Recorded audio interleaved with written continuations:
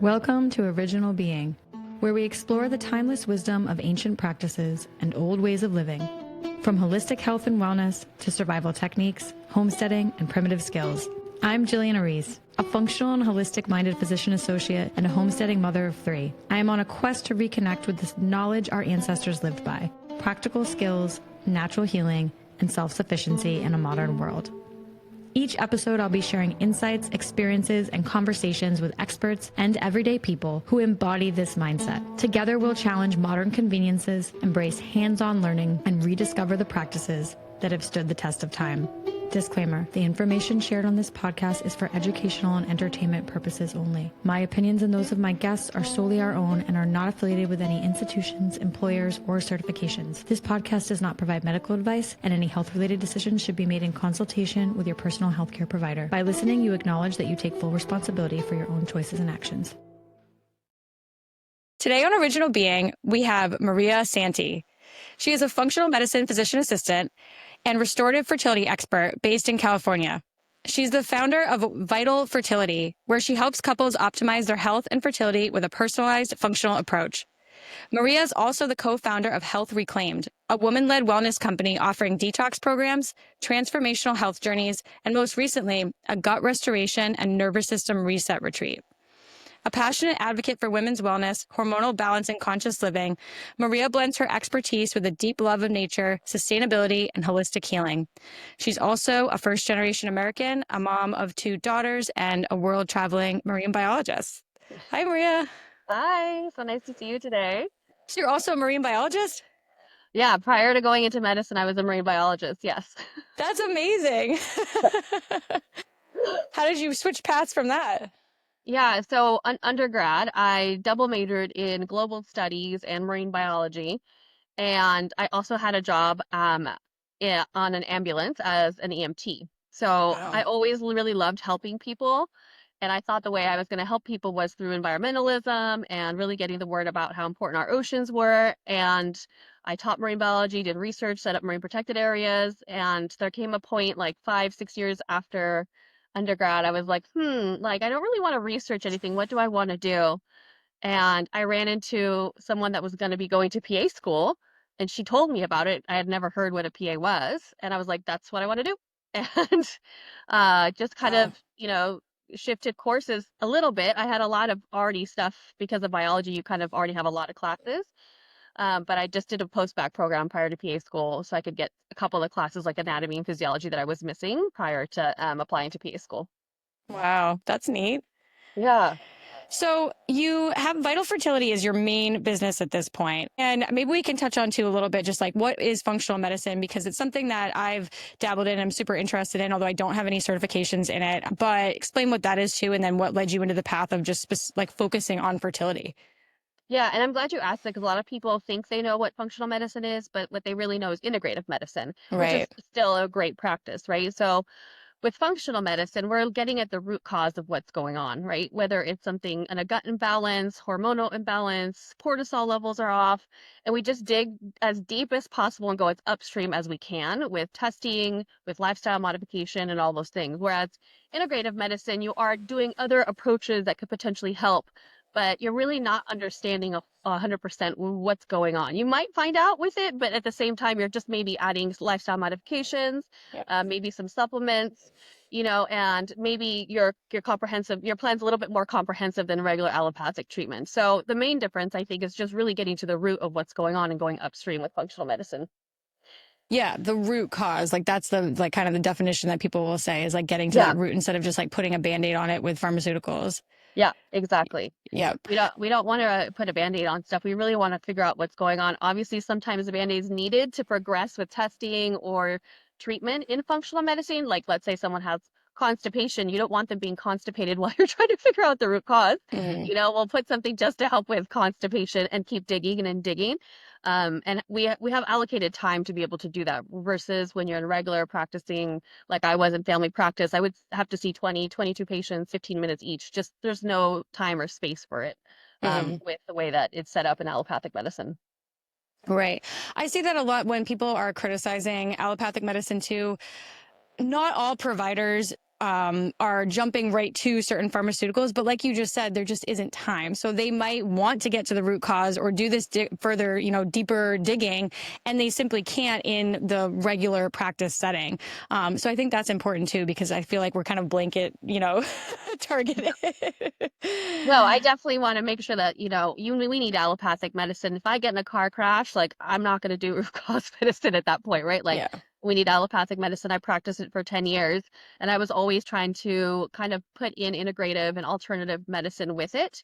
But there came a point where I was like, this isn't enough. Like I'm not getting what I want and having people heal. And the more I kept digging, I was like, no, I need to find a better route to help people. hmm And I've noticed, so you've started actually a wonderful PA community for functional medicine. I've noticed that in the past, like I've been practicing for 11 years now, and I've noticed that there's been a big shift that a lot more people are getting into and interested in functional medicine, wondering how they can practice that way. Have you noticed that as well? And why do you think that's changing? Oh yeah, for sure. That was the main reason I created the group because Yeah. people would keep coming to me and asking questions. And I was like, okay, I just need to create a space where we could just like learn from each other, and really just build on each other's experiences and really understand what is functional medicine, how we can apply it, whether we want to start our own business in functional medicine or maybe work with an ND or another doctor that's already practicing it. So I Mhm. think the shift, we're in an age of information, right? Like it's almost like information overload almost. Yeah. Where it's easy to get stuff off TikTok, Instagram, AI, like it's a quick Google search now. And so I think what people are really looking for is like, yeah, we're kind of done putting that band-aid, right? Let's really work on restoring Mhm. and really healing the body so that we're not causing harm while we're, trying to get better. And I think people want that. My patients always wanted that, and that's why I was always a little bit more alternative. I think the hard part is that in allopathic medicine, sometimes we presume like the patient is not going to have the time or the discipline to do the work, but there's a lot of people that want to do the work. And so I wanted, that space is there now that we have like functional medicine or integrative medicine for people. Yeah, I've found that so much too. I mean, I just try to incorporate a lot of dietary stuff and nutrition into my practice. I'm primarily dermatology, but so many people will say, well, patients aren't going to make that change. They just assume that it's too hard. And I've found quite the opposite.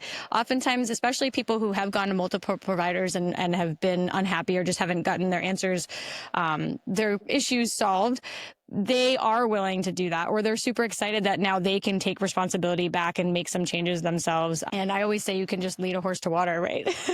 Yeah, I'm yeah. like, if they don't want to, great, but at least we gave them those options and gave them that information.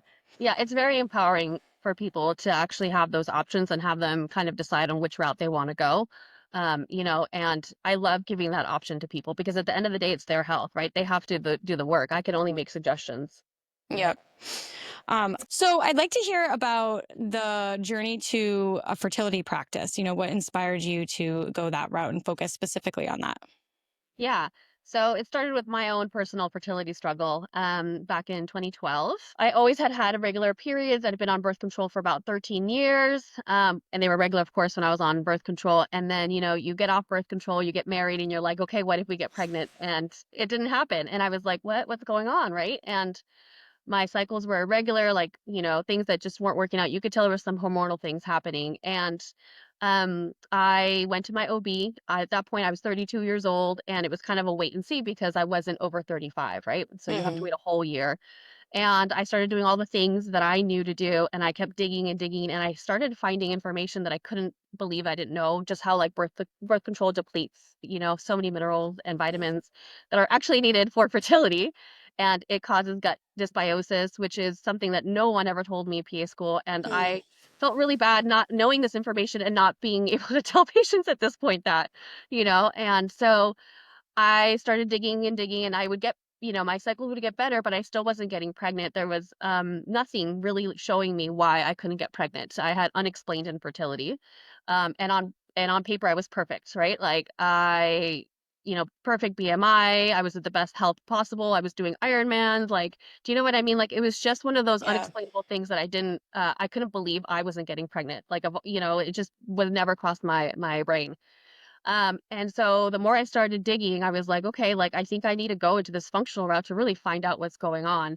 I ended up having to do IVF to have that's why I call them miracle babies, because I had to do IVF to have my girls, and I'm so grateful for assisted reproductive technology, because I don't know if I would have had them had there not been that to choose from.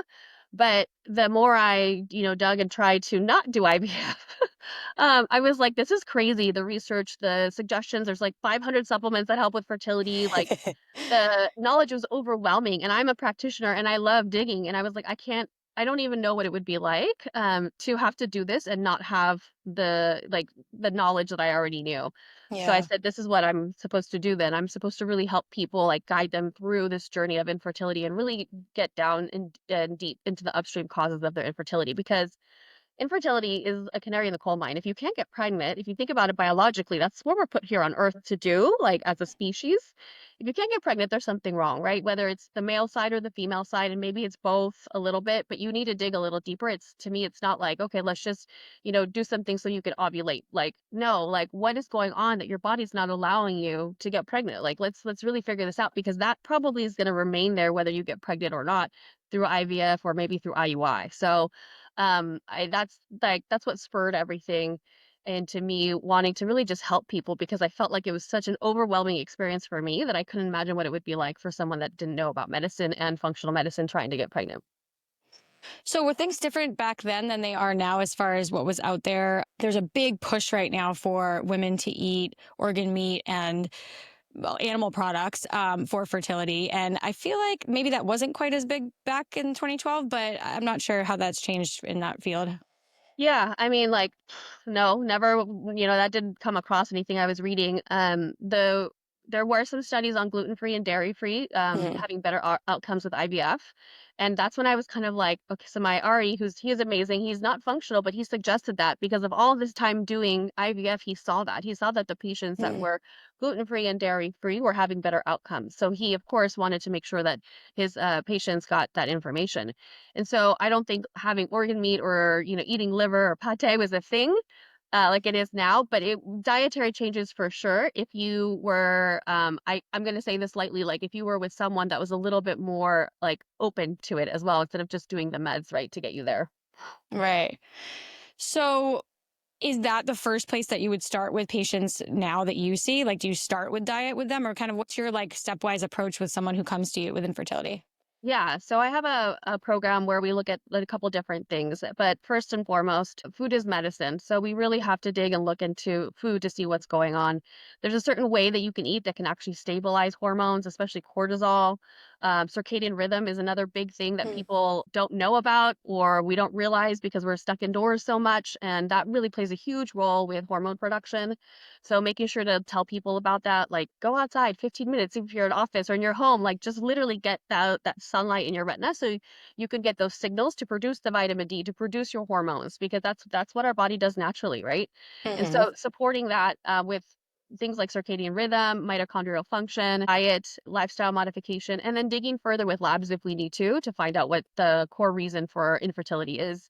And going a little further, and I always see a male and female together because a lot of the times the work is on the female, but the stats aren't there that it's just the female that causes infertility. It's about half, right? So we want to make sure that sperm can be optimized, and if it's not ideal, then go a little bit further to get some DNA fragmentation in the sperm. Yeah, I'm reading more and more about how the male has such an effect on not just fertility, but actually the health of the baby as well and the mother's pregnancy. Like I read something recently about hyperemesis gravidum, which for those who don't know is like the nonstop vomiting and nausea, like very severe quote unquote morning sickness, can come from the dad.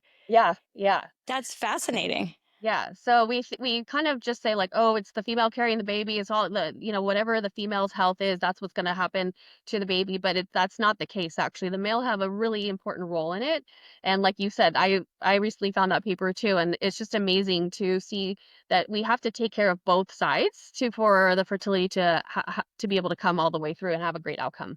Hmm. So, are most of your patients coming to you after they sort of exhausted allopathic options, or are they coming to you before they've even tried this just to like optimize their fertility? Where do you see? I'm sure you have the whole spectrum, but what's the majority? A little bit of both, but I'm gonna say it's, they've exhausted some allopathic medicine and they haven't really gotten to where they need to go, or they keep having recurrent pregnancy losses, Mm, or they're just not getting pregnant, right? And so a lot of things go into that, but one of the things is like the vaginal microbiome. Not not a lot of OBs or REs are testing that, and that's like a whole new like window into what's going on, and that could have huge effects on fertility and making sure that you can carry out the pregnancy. that's fascinating. Like, is it being too acidic for the sperm to survive, or something beyond that? A little bit of both, right? So pH has a huge role in that, but it's also if there are some bacteria that shouldn't be there, but they haven't been detected, or you don't have any symptoms, right? You go to your family practice OB, you get a urine test, it doesn't come out that you have BV or anything like that. But if we do a vaginal microbiome test, we can kind of see the levels and what's present. There's certain species that are pro fertility, and some that are kind of in the middle, like they just kind of balance each other out, and then there's some that are very anti fertility. So that testing is actually really important if if we're having like recurring pregnancy loss, or if they're just not getting pregnant, because there could just be an imbalance there that we're not aware of. And the vaginal microbiome is very correlated with the gut as well, because I mean Yeah. anatomically it's very close. So while we're working on the gut, I'm also looking at the vaginal microbiome at the same time to just improve the overall like space and the fertility outcomes. Yeah, that was my next question was, is it, are people who have that dysbiosis of the gut, is it usually they also have vaginal dysbiosis? Yeah, Yeah. yeah, Yeah. definitely. There's definitely a correlation there. And even more so, like I can help my patients get pregnant, but I also want them to have a healthy baby. Hmm. And the research shows that, the mom's vaginal microbiome has a huge role in the health of the baby for 1,000 days after they're born. And so making sure that that's also part of my treatment. It's not just, okay, you're pregnant, see you later. Like I want Right. these outcomes to kind of last and have healthy babies from the pregnancies as well. So besides diet, are there other things they're doing to bring those probiotics to the vagina? Like, is it like actual topical applications, or is it still more dietary stuff? A little bit of both, right? And so there's like a kill protocol that I use to be able to make sure to get rid of things that are very anti-fertility. And then we want to really replenish the area and make sure that the pH is balanced. Yeah, and we do both oral and vaginal suppositories of anything that can really help support that. Okay, cool. That's really Yeah. neat. I haven't even heard of that as just a fertility treatment, or yeah, that's so cool. So what about autoimmune conditions? I actually have a friend who's trying to get pregnant and kind of going through some of this and has lupus. So she wanted me to specifically ask about that. Is there a different approach in regards to autoimmune diseases, or are people with autoimmune diseases having a harder time getting pregnant? Yeah, so autoimmune could definitely play a huge role in it. And I always check to make sure that there is no thyroid antibodies and positive ANAs. So making sure that that marker is not there. Because if it's there, it is going to be some sort of inflammation, right? Your body is always kind of fighting all that. So I want to bring the inflammation down as much as possible. I just had a patient, she's got hypothyroidism. Her antibodies before starting with us were at 70, nothing crazy, but now they're down to 10. And all we've really done at this point is lifestyle, like diet, and really working. I haven't specifically targeted the antibodies. We just switched around the diet for her. And so inflammation markers are already coming down and her thyroid antibodies are already coming down. So it makes a huge role if I can get those biomarkers a little bit down, like homocysteine, Mhm. to really help people get pregnant. And there is low dose naltrexone, which a lot of people use. I feel like there's a space and time for it, but I'm not someone that, oh, you've got autoimmune, like let's go low dose naltrexone, that should work. But that is something that could be applied as well if people have some sort of autoimmune condition for fertility. Interesting. I know I read a lot about that, but not for fertility. So then do they stop it once they get pregnant? Yeah. Yeah. Hmm. Yeah. Wow. What are the main dietary changes that you're making? So, I mean, I would say with Hashimoto's, we always think of gluten. I don't know if that's like primarily what you were talking about, but besides gluten and dairy, maybe sugar, what are some other things that you're really focusing on nutrition wise for patients? Yeah, great question. Because I feel like there's so many diets and food plans out there. Yeah. I know people's heads are like spinning, like what's the right one, right? Is it keto? Is it vegan? Is it vegetarian? And what we're really trying to do is really support hormone cycling, right? And hormone cycling works best if we're having whole foods. And I'm not specific, like yes, you can't eat this, yes, you can't eat that. It's literally about eating whole foods, really focusing on protein in the morning, protein at lunch, and complex carbohydrates in the evening. That's really going to help with cortisol levels. Once the Mm. cortisol cortisol, because that's like the base, the foundation of hormones. Once the cortisol levels are in good, like they're running well, then the rest of the hormones kind of start falling into place.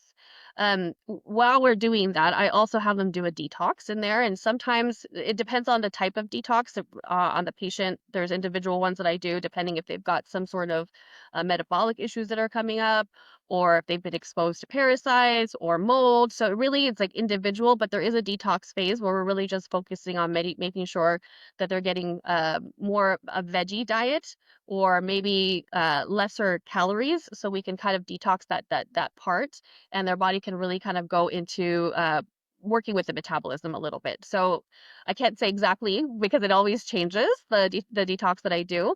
And then part of that also is making sure to get a food sensitivity test, right? Because you can do all these dietary changes, and let's say on your food sensitivity test, it comes back positive for kale, right? And you're like, kale's amazing. Kale's a really good thing.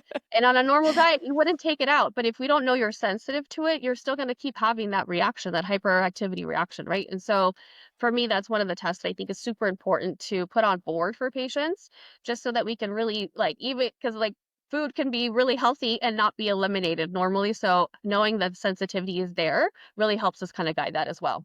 Is that an IgA sensitivity test? Yeah. What is that? Yeah. The Okay. upset test. Yeah. I found so I've had that done a long, long time ago, and some really weird stuff did come up, and I was questioning it because it was like beets, which I actually did end up cutting out because I was like, maybe this is causing a lot of problems. But now I still wonder, like, oh, should I try eating beets again? Like, but now it's been so many years, I feel like I probably caused a reaction to them. But what is like the reaction that people are having? So I think you said hyperactivity. I mean, but or do you just mean like hypersensitivity um, to the specific food? What's happening with that? It's just like the immune system is in hyperactivity mode, right? It's kind of like, this Okay. is a foreign body, like this shouldn't be here, like what's going on? And so everything just kind of gets revved up. Yeah. And so it's just one of those where you want to bring that all the way down as much as possible so that fertility can happen, right? Because if Yeah. there's a tiger chasing you and your body's in like, we've got these things that shouldn't be in here and I'm attacking that, you're not going to get pregnant, right? Mm-hmm. Like it's literally about it's like a whole body system thing when you look at it. It's not just like, oh, this is the food that's the trigger. It's really not the food. I mean, it is and it isn't. It's like this weird it's what the body is doing to that triggering food, like where your body is in this hyperactive state and it's not allowing for maybe implantation to happen because it's fighting off all this inflammation that's happening because of this. Yeah. Yeah. And then when you get pregnant, I mean, this is like a foreign thing that sometimes the mother's body is just attacking that anyway. So if you have this like hyper intense autoimmune inflammatory response, then that makes sense that it would be also targeting possibly the embryo. Yeah.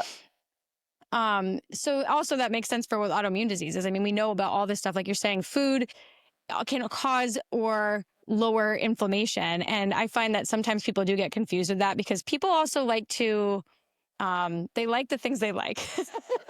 Let's put it that way. Yes. They like to do what they want to do and they don't want to be told that they can't do it. So sometimes they want it to be a little more complicated than it is. Or for example, I have this autoimmune condition. So therefore, it doesn't matter what I eat because I have this condition, but we're saying no, the food is contributing to it. Like if you're eating highly processed, highly inflammatory food, you're exacerbating your autoimmune condition, worsening, increasing your overall inflammation and lowering your chance of getting pregnant overall. Yeah, exactly. Because we really want to heal the gut as much as possible and decrease that inflammation. And once that happens, I mean, like my patients can reintroduce food like that on the list. There's like a severe, moderate, mild kind of ranking of the foods. And then there's like the green one where everything's okay. And so there is a way to reintroduce this food. It doesn't mean like, oh, forever and ever, but you really have to heal the gut so that you can bring that back without it causing the inflammation that the body is going through. Hmm. So, I mean, this is kind of a personal question, so if you don't have to share if you don't want to, but at the point where you're only 32 and you're super healthy and athletic, what was the issue or what did you kind of figure out was the change that needed to happen? Yeah, so I went gluten-free, dairy-free, alcohol-free, which is obvious, but sometimes really hard for people. Yeah. Um, and to this day, like I have a sense of little things that were happening. That's the thing with fertility. If fertility is like this iceberg, right? So we have the tip right here, and we're like, oh, we cannot get pregnant. That's the tip. But there could be underlying issues like things going on with mitochondria, right? Things that are going on with toxin exposure.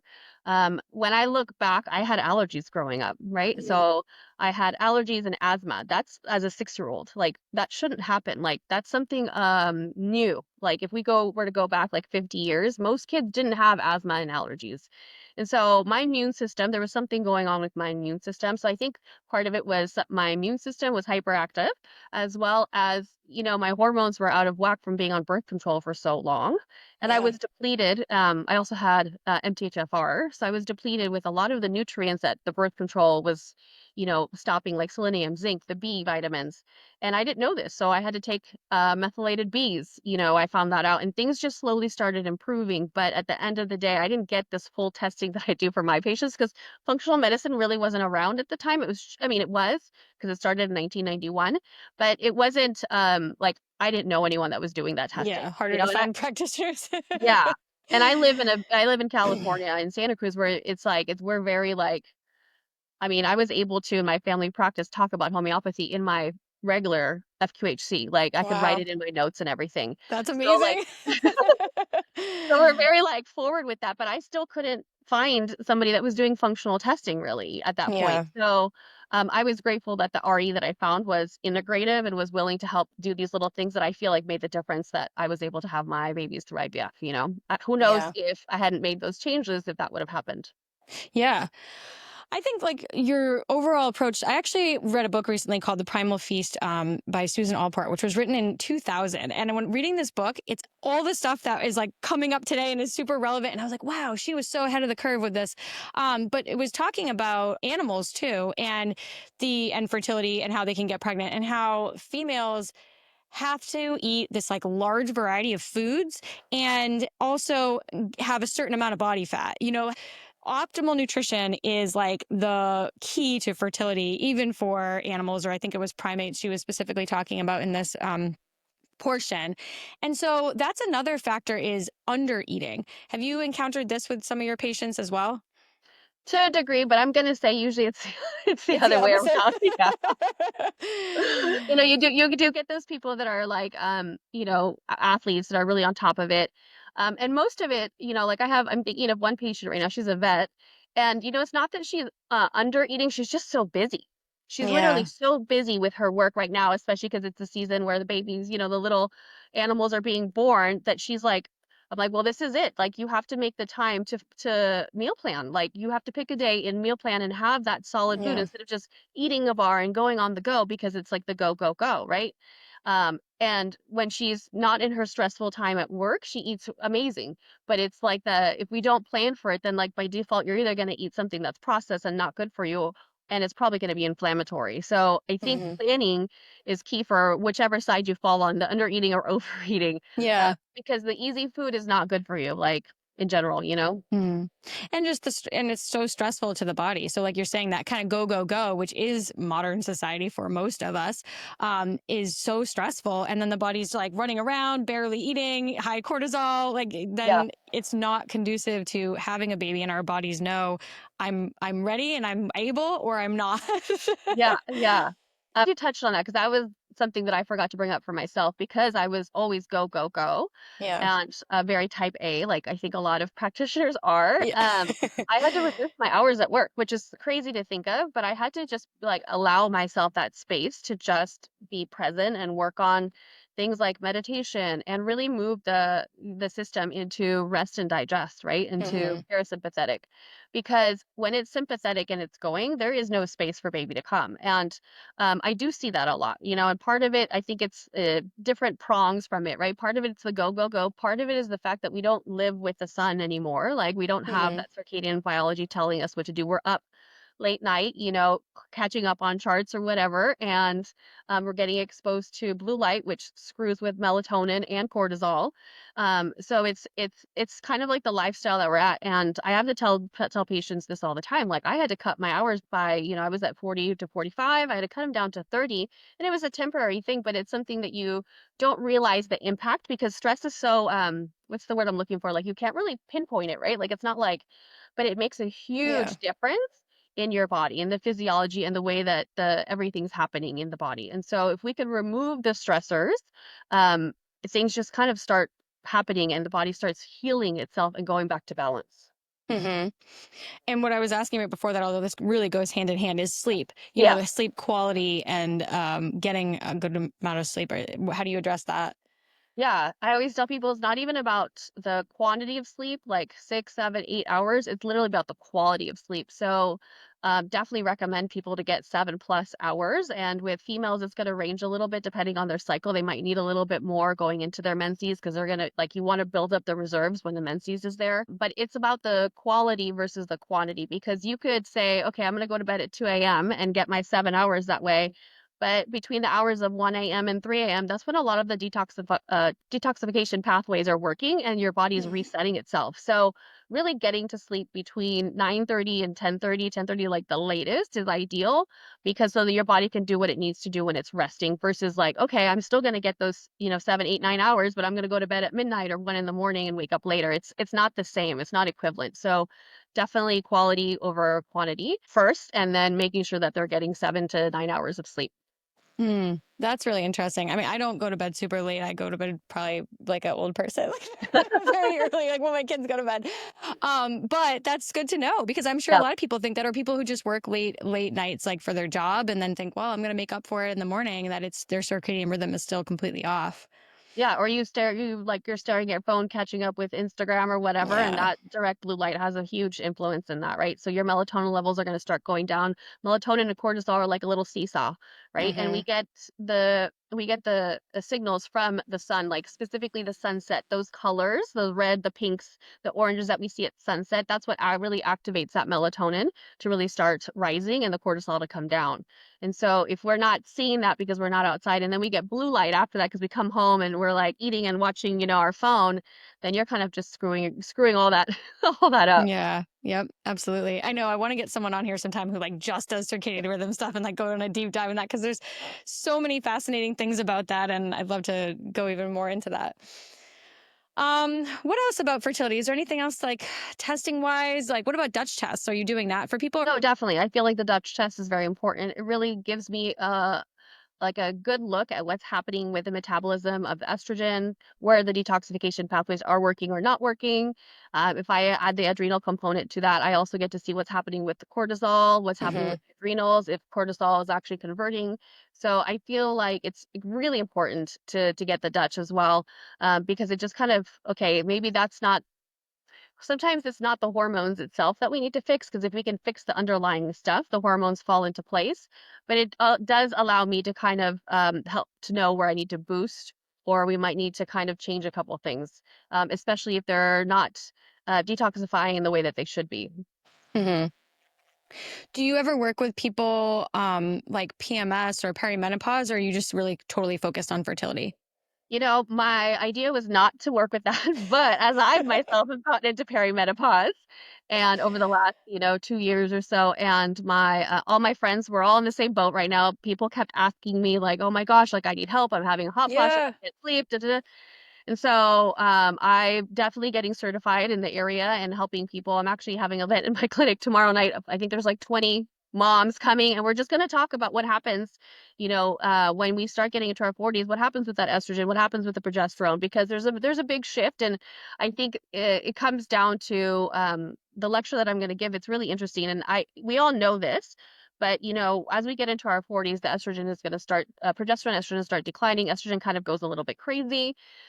We start maybe getting some acne, we might get some hard time falling asleep, maybe more breast tenderness, maybe our libido is off. But the one thing I think for me that I feel like is not apparent, because we could do like BHRT, right? We can just add something. And again, we're just masking the symptom. Like we need to really like find out what's happening Hmm. and when we are going into our 40s and 50s, the hormone production is no longer really coming from the ovaries. There's a huge shift to the adrenals, huge. Like I'm talking like most of it's made from the ovaries, and then all of a sudden we get what we call adrenopause.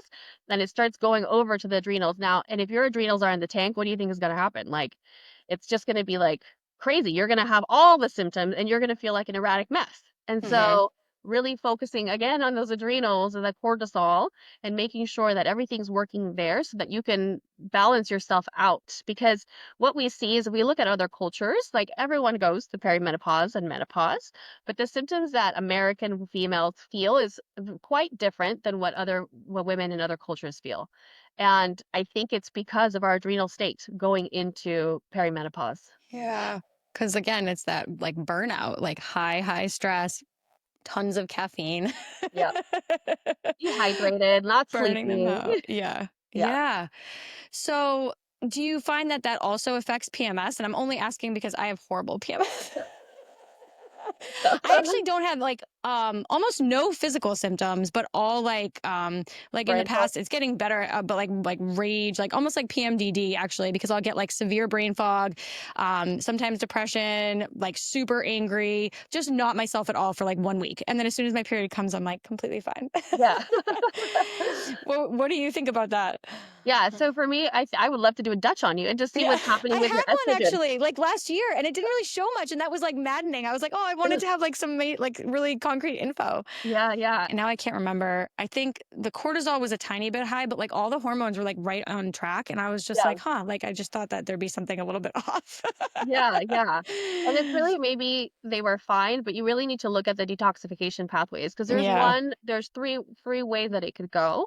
And depending on which one it's going, you want to make sure that it's going through the one that it's working the best to be able to Okay. really clear out the estrogen, even though it probably looked fine in the number, but it's really about and the little pie chart, really seeing Hmm. what's happening and where the percentages of where the detoxification is happening.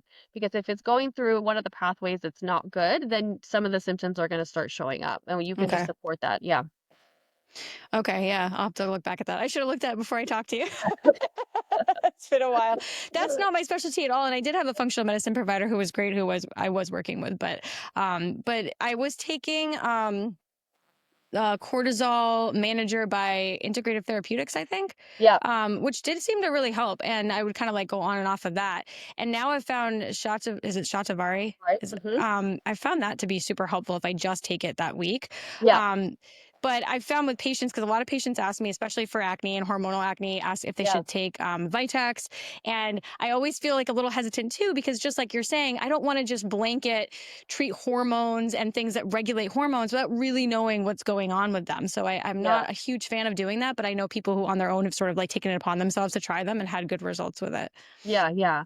Another thing you could try is licorice tea. Hmm. So that's really good for cortisol levels as well, and to really help bring that up a little bit. And so that's something that I feel like is a benign to make a suggestion for your patients or something, because that will help Yeah. the cortisol levels I think, does the licorice root increase testosterone too? a little bit, but A not little much bit. where I like would be nervous about it. I mean, Yeah. they probably would have to be drinking gallons of it Right. throughout the Right. day. Um, but it has a little, it's a little bit, but not where it's like, okay, this is going to directly influence that. Yeah. So for people who maybe are just starting out on their fertility journey Yeah. or don't maybe have the funds really to be completely working with a functional medicine provider, or all the tests, where it's like just sort of like this is baseline, this is what I would start with.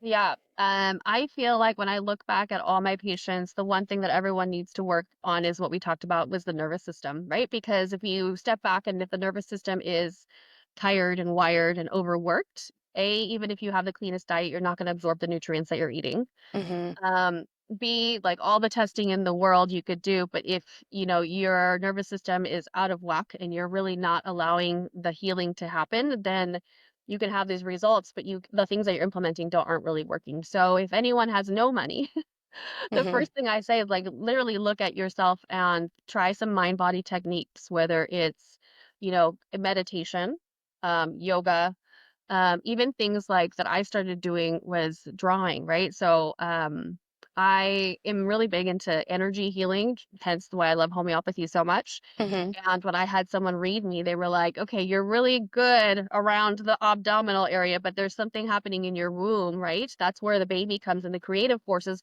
Try something creative. And I'm like, well, I'm not creative at all. Like, I hate arts. Like, it gets messy and like, like I'm wasting my time. But that suggestion really shifted for me. And I got one of those mandala coloring books and I just sit outside in the sun and really just like, okay, this is like me just being in my space and being present. And I feel like whatever you can do to be present in your space is really important because we don't get that these days. And Hmm.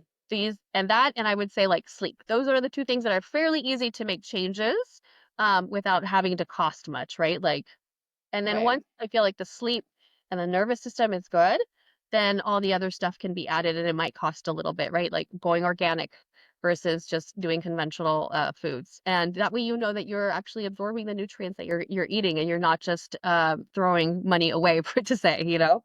Yeah. And just like whole food diet, as unprocessed as possible. We're Yeah. not recommending cutting out gluten or dairy, just like blanket for everybody.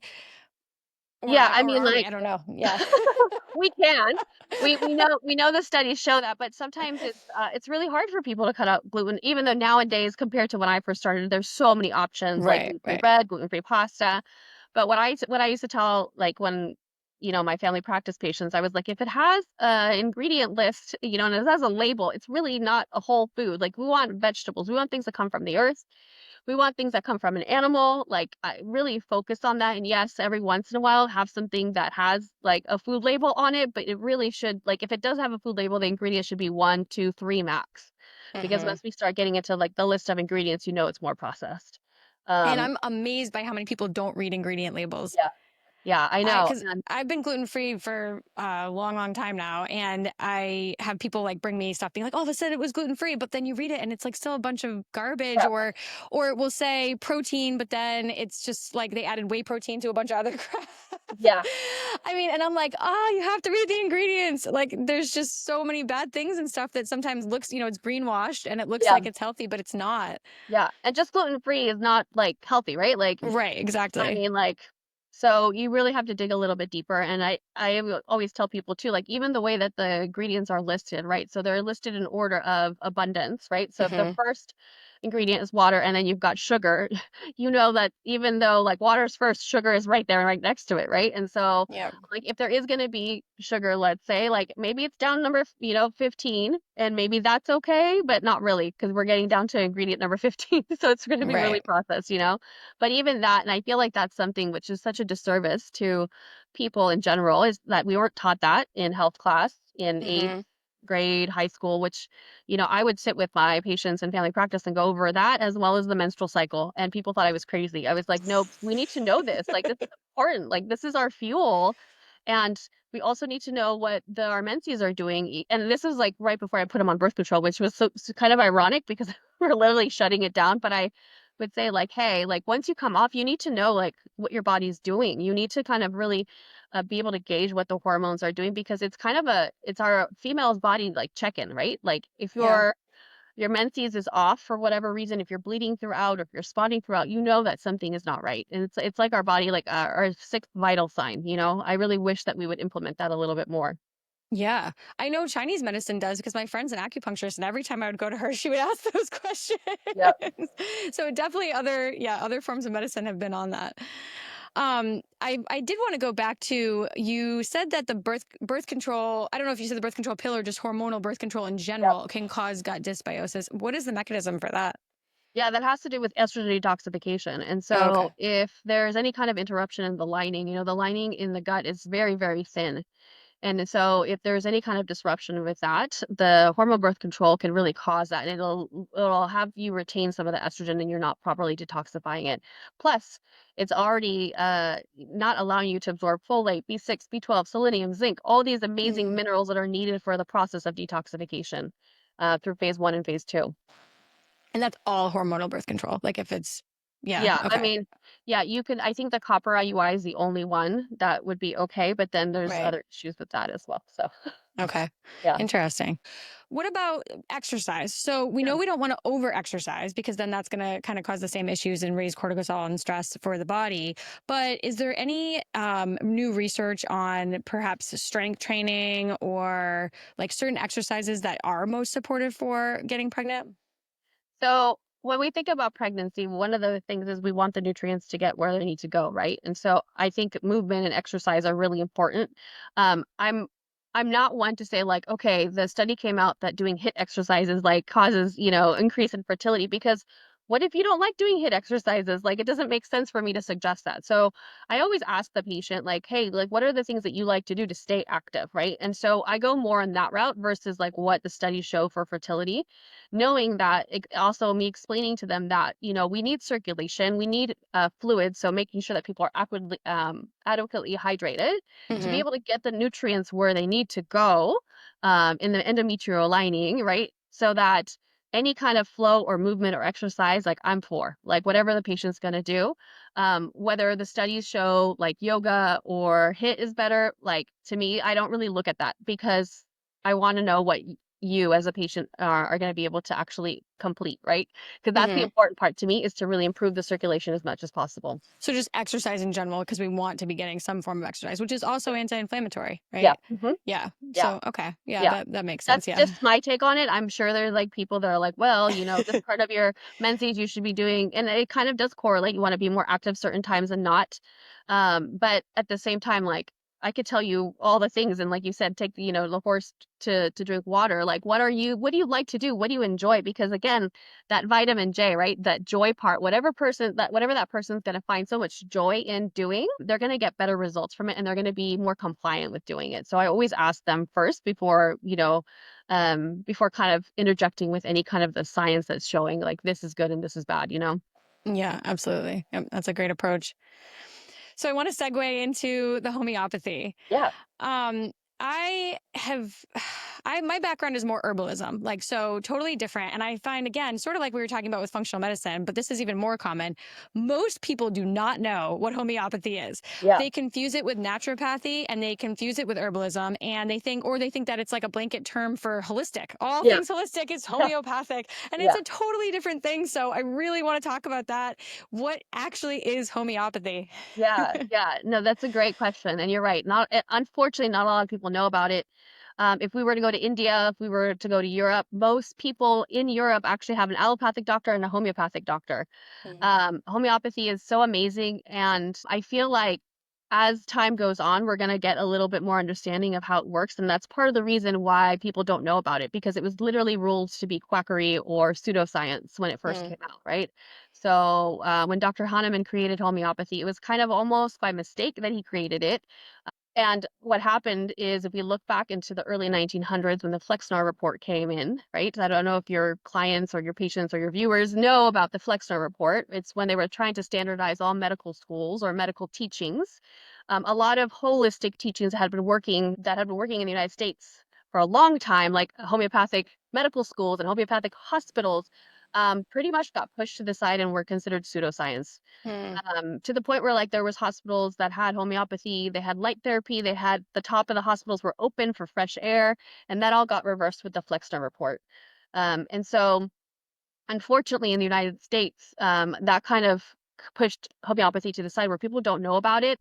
Or every time that it does come out in the news, it's the FDA has said that homeopathy doesn't work and there could be side effects from it. Where my personal experience with homeopathy is that it's been nothing but amazing. It's really helped people in different areas. I worked with a classical homeopathic doctor for about 5 years coming out of PA school. I had no idea what homeopathy was, and I just happened to apply to his job. He had a center of integrative medicine, and I'm like, how do I not know about this? Like, how come like this wasn't taught? Like, no one told me about this, and I started digging a little deeper. And he's a classical homeopathic doctor, so I went to go get trained in clinical homeopathy, which is a little bit different, because I didn't want to go to 4 more years of schooling, Yeah. because it's like medical school. And so Wow. homeopathy is where you're treating like with like. And when what the way that it was proven was that if you would take a substance, so there's like what we call the mother tincture, right? So whether it's a plant, a mineral, an animal, and there's an essence, or an energy, right? And it's that is put into these little pellets and they're successed, which means that they're shaken vigorously, and depending on the potency of the remedy, the higher the potency, like let's say 200, that's going to be a deeper kind of working in the body versus like a 6 or 9C or 30C. And so, and that also depends on the amount of successing that happens with the remedy. So I use clinical homeopathy because I'm not trained in classical. And one of the biggest differences I could kind of tell people who don't know about homeopathy, it's kind of like when you think about Ayurvedic medicine, right, or Chinese medicine, there's constitutions, right? There's people that might be Pitta or Veda. And so there's these characteristics of your personality and your health that are affected by homeopathy and and all the things that you would be giving it. And so in classical homeopathy, you kind of want the whole body in line, and then all the things that are not working kind of balance themselves out. Whereas in clinical homeopathy, which is a little bit more of what I do because that's what I got trained in versus me, with a doctor, um, it's like, okay, like I had an allergic reaction. My eyes are super puffy. I have no idea what I ate. I don't know if it was something that bit me. I'm going to take Apis, which comes from bees, and literally within minutes, that puffiness is going to go down. And so I didn't have to take an antihistamine. I didn't have to do anything pharmaceutically to stop the process. I really just helped my body to come into balance, right? So it's almost like you are healing the body in a energetic field versus like putting something that's going to stop a biological process. It lets the body, Yeah. Oh, go ahead. it just gives it like the because your body wants to heal, right? So it's literally Yeah. about giving it like that thing that it needs to kind of just sort it out and work its way out. But is there a tiny amount of the chemical or the substance itself? Because I always thought that it was like when you said like treats like if you're having a cough, you're going to take this tiny amount of something that causes a cough. Is that correct? Yes and no, because if that's why a lot of people call it crackberry because you can't find it. Like it's an imprint, it's an energetic imprint of whatever that, let's say like the cinchona bark tree, right? Like it's Hmm. literally the imprint of that. So if you were to look under a microscope, you wouldn't be able to find it. But we know it's there because people have reactions and effects from it. And So it's so like flower essences. yes, exactly. Okay. Yeah. Wow, I didn't know that. I thought there Yeah. was actually a little tiny amount of the thing in every one. No, it's an imprint of the it's an energetic imprint of what it is, whether it be a mineral, a plant, or an animal. And so you personally have felt that this works like if you have this symptom and you take how quickly do you feel the result? Yeah, it really depends if I've got the right one, right? So my Hmm. kiddos are sick right now, and it's what's amazing about homeopathy is that it's safe for pregnancy, it's safe for kids. So it's wonderful to have around. I have my little kits that I have everywhere when we travel, just in case. And really, like they've got fevers right now, fever ranging from 101 to 104. And depending if there's thirst associated, if there's a need for wanting to stay still or wanting to move, I'm going to use different remedies that go along with fever, and then you kind of have to sort of figure out what type of fever it is and how the body is reacting to it. And so it can't be a placebo effect because like if you treat the kids and they don't know and it works. I mean, and people do it on their pets, like on dogs, right? So if like Yeah. a dog who has no idea that, and you see the dogs get better, like I don't know, Wow. yeah. That's fascinating. My mind is blown right now because I really always thought that. I thought it was so interesting. And that made sense to me too, though, that even if it was these tiny amounts, that it's sort of like triggering the body to say, oh, I'm getting this tiny exposure of this thing that I need to fix. But if it's causing the thing that already is happening, it's going to focus its efforts on healing and quote unquote fixing that issue. But this is just the energetic imprint of that. So how do we know that the places making these products are actually doing it? Well, I mean, you have to go with a reputable place, right? Like I use Boron or Hahnemann. Hahnemann is in Marin in California, but Hmm. Boron is French. And so I am not someone that say like whatever homeopathy like distribution center that you want, like no, like you have to go with reputable brands. But also if you ever travel to Europe, just go into a pharmacy and see what they have there and talk to the pharmacist because sometimes they actually have some training in homeopathy and they can kind of help you out like that as well. There are certain brands that people know to use that you get results from, right? Hmm. So it's much more common in other countries than it is here. Oh And yeah. that, what was that thing you said about the medical schools? Flex, what was it called? Oh, the Flexner report. So that only happened in the United States? Yes. So that was funded by the Carnegie and Rockefeller. And in, I think it was like I want to say like early 1900s, so maybe 1908, 1910, around then. And it was about standardizing medical schools and what was going on, and that's where pharmaceuticals started coming in.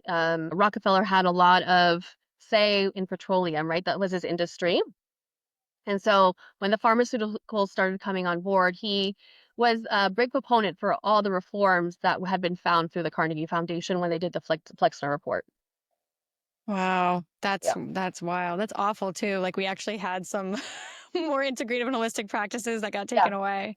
I mean, even here in San Francisco, so not UCSF per se, but there was a college that was a medical school that was homeopathy. And you could go to UCSF and go to the library and actually see a lot of the textbooks and stuff that they used. And it merged with the School of California, like medical school, but it wasn't Mhm. UCSF yet at that point.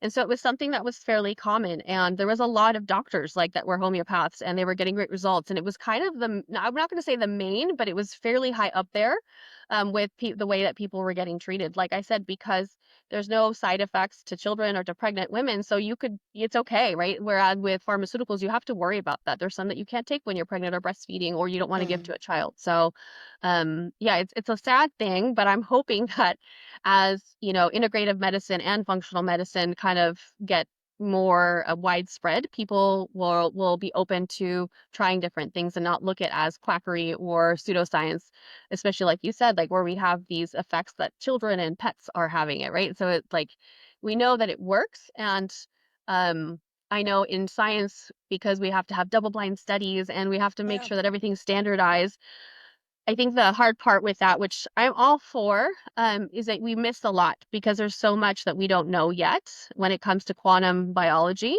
And we're just starting to really understand what that is and how it works and mind, body, and all those things. So I'm hoping that with this age of information, people are going to be more open and patients want it. Patients want to know what else is out there that could help them before going to treat an ill, like a pill for their ill. Hmm. I love this stuff because if it can't hurt, it can only help. As Yeah. long as there's no harm factor to it. So you're saying like it's just these energetics. You can believe in it or you cannot believe in it. So it's worth trying. Yeah, exactly. I mean, there's one that I used to love all the time when I had allergies before I had healed my gut was called Allium cepa, which comes from onion. So what does Mm, an onion do? It makes you water, it makes it runny. And so I would take Allium cepa and all of a sudden like, oh, my nose isn't running. Like, how is that possible? Like, wow. and once your body gets better and it starts healing, you might not have to use homeopathy as much, but it's really amazing to have, especially if you've got little ones, because children are really sensitive to Yeah. homeopathy. And so you don't really need to dose them as often, or you don't have to go with high doses for things to work when it comes to like fevers and coughs. Or, they get bit by a bug and it's super itchy. Like Apis works really, really well for that, or they get a puncture wound, or they're going to get a vaccine, you want to get maybe some arnica on board before so they don't have that huge localized skin reaction. Hmm. So there's so many things that it could be used for that to me it's absurd that we're not implementing it more because it can go adjunctly with pharmaceuticals. It's one of those like um maybe you have an ear infection and you might need antibiotics even though most ear infections are viral. But let's say it's been 10 days and that ear infection's not going not you're not getting rid of it because it's more of a sinus ear infection, but you can do certain things to really help reduce the pain and the redness and some of the swelling and throbbing that a little kid is feeling that you don't like. It's so sometimes you just feel so helpless with kids. Yeah. And so giving the homeopathic remedies can really just kind of bring them to a level where they're not, they're not having to struggle and deal with it. And then if the antibiotics need to get on board, they can be put on board as well. So you can also take homeopathic remedies with pharmaceuticals. Right. Absolutely. Yeah. And so, as a provider, and maybe for other people who aren't medical providers, where can we learn more about this? Like, what was the certification program you did, and how could we like learn more about homeopathy? Yeah, so it was CEDH, and you can just Google that. It's Center of Education Development of Clinical Homeopathy. Okay. You do have to be a practitioner to take it, but I think they're practitioner it could be an acupuncturist or it doesn't have to be MD, DOPA, NP. Like you could just any type of practitioner, I feel like it would be Okay. okay. I took this course back in 2017, so it's been a while. I don't know what the requirements are at this point, but back then that's what it was. And it was in person. I think now they're mostly online. But there's I want to say his name's Dana Ullman, He has I think 3 or 4 different books, and Okay. I can verify that. But those are books that I think every mom should have because they're homeopathics that help with children and what's going on with, the colds, the fevers, the diarrhea, the stomach aches, all those things. Awesome. I'm definitely going to look into this. I'm super intrigued even more than before now. I mean, I love homeopathy because it's safe, effective, and it really just helps the mind, body, and spirit, right? It treats the whole person. And so it's such a powerful tool that I feel like as a mom, as a practitioner that we have in our pocket. And I'm all about having as many tools in our tool shed to really help people. Because not all remedies work for everyone, And Right. so it's one more thing that if I could help one person this way, like why not? Why would I not try something that could potentially help? And if it doesn't work, that's okay. We can move on to something else. Yeah. And I love that with herbalism too. And then to add this into my, repertoire for my family is we exhaust all the things possible before we move to pharmaceuticals within reason, and I know not everyone has that medical background to like know like this is safe versus this is not safe. So there's a lot of just anxiety with like rushing kids into the doctor, but so many things and most things are viral that we're dealing with as far as kids sicknesses can be, you have to wait it out, but we can support the immune system and help this get, resolved a little bit faster before jumping right to antibiotics or something like that. So, which I think that, yeah, I'm going to keep adding all these things I can do. And I see that work. I see that work all the time. Like I'm always so excited, even though we should know that this works, like with the herbal stuff, when I like, I'm treating myself and my kids and then be like, oh, we're like all better now. And like everyone else who had this, like went right to the doctor and got an antibiotic on day one because they felt so crappy that they didn't need it. And we were able to resolve this without doing that. It always makes me so happy. Yeah, I mean, like, you could get an antibiotic and, yeah, it'll work, but then what does it do to your gut? Like, then you've gotta Yeah. work on restoring your gut, and that's, like, a whole other thing, so why not try to avoid that? And, of course, if antibiotic is needed, great, we have that option, but, trust the body. Trust that it wants to heal and just give it what it needs so that it can restore itself into balance. Yeah. Yep. Well, I know we're kind of coming to the end of our time, but do you want to talk about the retreat you have coming up? Oh, yeah, thanks. Yeah, so, along with 4 other practitioners, we're all physician assistants, we're all into functional medicine, some of us so one of them does derm, the other one does autoimmune, brain health, gut health. I mean, we all kind of start with the gut, but we have our little niches, right? And so we decided how amazing it would be if we could just have a space to really heal the gut and restore the nervous system. Because, like what I said before, is like, yeah, we can do all the protocols for the gut, but if your nervous system is out of whack, like it doesn't really like take its full effect. Hmm. And so at the retreat, we're really looking at having some workshops to explain this to anyone who's willing to open it, to be open to receiving it, right? So gut restoration sometimes can be like, oh, probiotics, but it's really not about that, right? It's really about the diversification in the gut and making sure to heal it with maybe some herbs, maybe some supplements and whole foods, like all these little things that you might have heard here and there, but really just focus on that and then really reset the nervous system, right? And so we're looking at different modalities to help reset the nervous system. So I have a couple things that I'm bringing to the retreat. So I have a lymphatic machine that really helps move the body because it'll increases circulation of the lymphatic system 3 times what a normal person could do with their own Hmm. hands. And it really moves the body into parasympathetic because of the pressure that you're feeling. I mean, it's a soft, warm hug feeling is what you're feeling, but because of the way it works. And that's something like when I tried the machine, I was like, "Oh my god, everyone needs to feel this good. It feels so good." Yeah. And meditative practices and breath, right? Working on the vagus nerve because at the end of the day, really we're born and the first thing that we do is we breathe. Like that's our first thing is that big cry, big breath.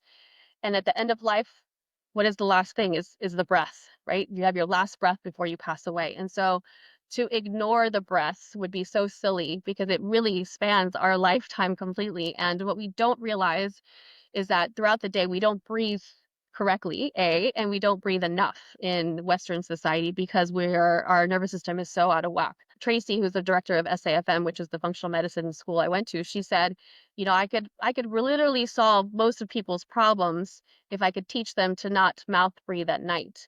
And when she Hmm. said that to me, I was like, what does she mean? Like, I know what she meant, but then she started digging into it, right? So when you are mouth breathing, when do you mouth breathe naturally, right? When you're running, when you're active, when you're like cortisol levels are up. And so how many people do you know that mouth breathe at night? Probably a few, right? And so One of my sons does. so I'm like it's scared to mouth tape him though because I'm like, he's a kid. What if I suffocate him? So I feel like that breath also is just so important to look at it from the different angles of what's going on there, whether it's, having your mouth open at night and mouth Yeah. breathing, or really just not taking the time to notice what the breath is doing to the body. So we're working in all those facets to it, and as well as gut restoration. I'm going to say protocols, but they're not protocols. They're just, it's like more guidelines to really help people understand. And then we're going to have a cooking class, which is so fun, right? To be able to do that with people. Cooking really brings a lot of joy into Yeah. into circles and to growing together. And I feel like after the pandemic, I feel like that's something that we all missed so much. And one of my things was always to be able to create that, like create a healing space where it wasn't a sterile white Hmm. doctor's office where you could go, where you could heal, you could feel good, and just kind of come back almost like a new you, right? With new tools that you could implement into your daily life, as well as like resetting that nervous system. Yeah, that sounds amazing. When is that happening? October 1st through the 5th, and we're going to October. Sayulita, Mexico. It was really hard to pin down a spot because there's so many beautiful places, but Yeah. we found this place and it just naturally had this feeling of just healing. And Mexico's fairly close to most people in the United States. So we were like, I think this would be a good call for us to meet. And we're just so excited to bring it to people and that want that gut restoration and that nervous system reset. Yeah. One of my best friends got married there and it was so beautiful. What a cool area. And that's almost like a healing area anyway. And there's a lot of like healthy food and yoga studios. So it's a really magical place. Yeah, yeah, definitely. That sounds awesome. Well, Maria, you are a wealth of knowledge. This was an amazing conversation. And tell everybody your socials and where they can find you and your businesses. Yeah, so I'm on Instagram at Maria_Santee_wellness, or you could look me up at vital-fertility.com. My website, mariasantee.com, should be up and running any day right now, working on some little things. But yeah, and you could always reach out to me, DM me if you have any questions on anything. If you're a PA in our big group, there's about almost 900 of us now, which is so fun. I'm always definitely trying to help people out to understand how they can integrate more alternative ways to healing people. And I really do feel like this is the future of medicine, where we're looking at things that are happening at an integrative approach and through the lens of functional medicine, where we're trying to get to the root cause and not just put band-aids out there. So I'm a proponent for whichever way you get there, and you keep learning. Just like you're wanting to know more about homeopathy, and now you've got a little extra in your toolkit to help your family. Yeah, absolutely. I totally agree. Well, I hope you have a wonderful rest of your day. Thank you so much for coming on. Thanks for having me. This has been great. All right. Bye. Bye. If you enjoyed this conversation, please take a moment to leave a review. In that review, I would love to hear what topics you'd like to see covered next and which guests you'd love to hear from in future episodes. You can connect with me on Instagram at Original Being Podcast, and be sure to follow, like, and share the podcast on all platforms to help spread the word. Thanks for listening.